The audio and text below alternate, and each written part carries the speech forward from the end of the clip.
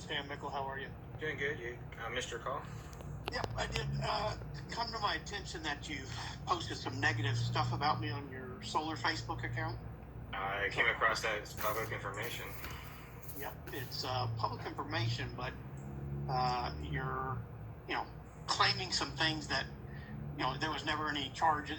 I mean, without you knowing the backstory, I think you put yourself in. I mean, we have laws that protect defaming and slandering people on the phone, and I've been nothing but professional to you, and I appreciate your endorsement of another candidate. I think both David and I have kind of paired up with each other, said either one of us would make great candidates, but I think the defamation part of me is a little bit out of line, and I'd like to formally ask you to remove it. Sorry, I can't do that, man. I understand. I just wanted to give you a courtesy professional call, and I'll send you something in text that you can also post on your Facebook account. But I think it's if you're gonna slander somebody online, you got to at least do your homework to find out that none of it was true. And so if you're reposting it, I think So the dozer was never buried on 13th hole. I had no information regarding that other than when it happened. In other words, I didn't have anything to do with any of that. With the backstory that you don't know about, as long as cumbersome as it is, really makes no difference and has nothing tied to do with this thing, with this candidacy 10 years later. I'm just saying, you put yourself in a position that, frankly, if you endorse somebody else, fine. I have no problem with that. I think, that's why we have the director forum, and that's why we try to advertise for with other people and show people what we stand for. And frankly, I would endorse somebody else if he didn't stand for the things that I represented. I would do the same thing that you're doing. But what I wouldn't do was slander somebody over something that wasn't. So I just wanted to give you I think I always have. I've been kind of straight up with you. I want to give you the courtesy and professionalism of formally asking you to remove it. If you can't, I totally understand it. But, I obviously am going, if you don't, obviously going to look at taking other action. I mean, it's public information, so the news article... It's not public information what you said. What you said was that I was tied to a theft, and I was not tied to a theft. And I'm not, no charge of ever filed. So I'll text you what the Texas law says. Then I suggest you reconsider. But I respect it if you want to leave it up there. But also want to just give you a little bit of professional courtesy that if you don't, I will be taking other action. And I don't mean that as any type of threat or anything. I just mean that as a professional courtesy. If I'd seen this the first day, like I told you, I don't do a lot of the social media platforms. If I'd seen this, I would have called you day one. But, this is creating damage and potentially even for my business. And so, I think I'll send you a text on the way I view it, and you can feel free to post it on the website as well, because what I'm sending you is what I think is why you shouldn't have done it, okay? So all I want to do is give you a professional courtesy call and ask that you take it down. And if you don't, I understand that's your position, but, expect other action. I think it's wrong for you to bring something up that, A, never anything came out of, and no charges were ever filed.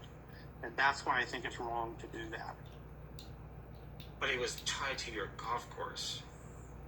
I'm not going to go.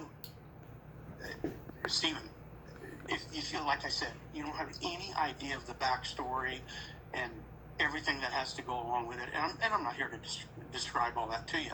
I'm here to say I think you've defamed me and it's slanders, and I think you're liable for it. So I'm giving you a professional courtesy call to remove it. If you don't want to, I understand. But I wanted to give you that courtesy, and that's all I'm going to say.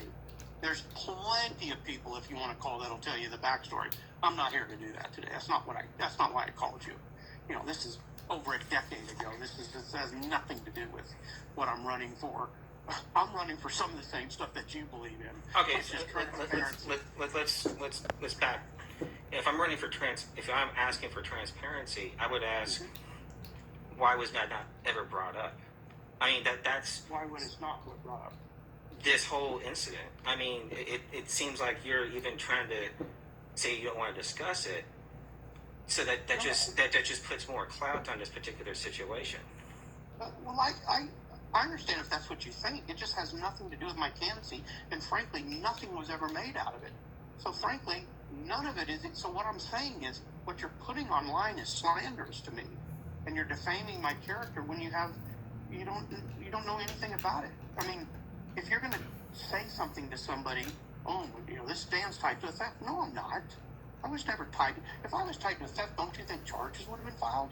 That's what it said in the article. The article? What date is on the article? I didn't even look. I'm repeating what the article says. I know, but what I'm saying is you can't slant. You're required to do a little bit of homework so you understand if you're trying to defame somebody, that because articles come out all the time and then all of a sudden something's not true. What article has come out? What article since then has come out that's to refute that? No articles have come out to refute that I know of. What I'm saying is nothing ever came of that. So it's not true. If it was true, don't you think there would have been something filed, something more would have come? Nothing ever came of that. A lot of things that are true also never get filed. The reason why in the article it states that is because of statutory limits. It doesn't state that it wasn't true. It actually states the reason why it wasn't filed is because of statutory limits. It doesn't state that this never happened. Yeah, Stephen, I called literally to give you a courtesy professional call to remove a negative link that nothing ever came out of. And they're false. Nothing was ever tied to me. Nothing. Nothing ever came out of it, okay? It made all the APs, all the Associated Press, nothing ever came out of it. It's so old news. If you think that has credibility toward me running a board of directors, then I respect your position to endorse another candidacy. But to go online and defame and slander somebody else, that just doesn't make any sense. And frankly, I think you're liable for it.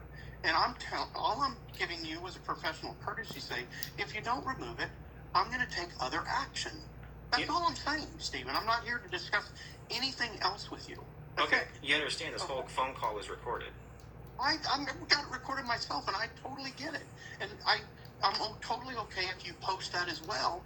And I'll send you my text about the defamation of why I don't think you should do that. And you're welcome to post it as well. Again, it was a professional courtesy call for me to ask you to remove the negative link, that it has absolutely nothing to do with my candidacy running for a board of director position for Tri-County. I have a lot of history and a lot of experience that I think I'd make a great board of director. The two are just so unassociated and unlinked. So anyway, that's what I have to tell you. I appreciate your consideration. Are you calling Weatherford Democrat too on this? I have called. I've done all of that long time ago, and it is a difficult web to try to unfig something off the internet, especially once it hits like 20 different things. So I appreciate their position. I work hard on that too, and because it can hurt, So anyways, I appreciate you calling me back, and I definitely appreciate you hearing me out, and I hope you do the right thing.